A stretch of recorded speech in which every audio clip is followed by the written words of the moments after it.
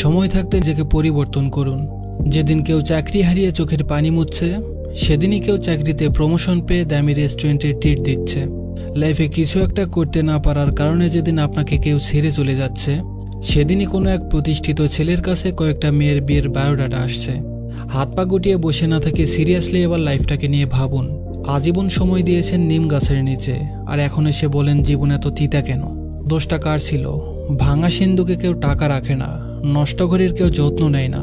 এই সিম্পল হিসাবটা কেন বোঝেন না? আপনি যখন রাত জেগে দুনিয়ার হতাশা লিখে ফেসবুকে স্ট্যাটাস দিয়ে কমেন্টে সিম্পাথি আদায় করছেন, তখন হয়তো অপর প্রান্তে কেউ রাত জেগে আউটসোর্সিং করছে। আপনি কমেন্টে প্রচুর সিম্পাথি পাবেন, আর সে পাবে অ্যাকাউন্টে টাকা। আপনি যখন স্টুডেন্ট লাইফে বাবার টাকায় বন্ধুদের সাথে মাস্তি করে দামি রেস্টুরেন্টে খেয়ে ফেসবুকে স্ট্যাটাস দিচ্ছেন, তখন আপনারই কোনো এক বন্ধু ক্লাসে অ্যাসাইনমেন্ট আর নোট নিয়ে ব্যস্ত ছিল।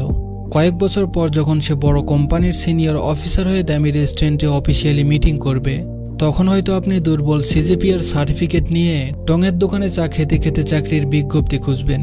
যে বয়সে লাইফটাকে আপনার জয় করার কথা, আপনি সে বয়সে করছেন এনজয়। আপনার বন্ধু যখন বিসিএস ক্যাডার কিংবা ব্যাংক অফিসার হয়ে বিয়ের জন্য পাত্রী খুঁজছে, আপনি তখন টিকে থাকার জন্য সামান্য একটা চাকরি খুঁজছেন।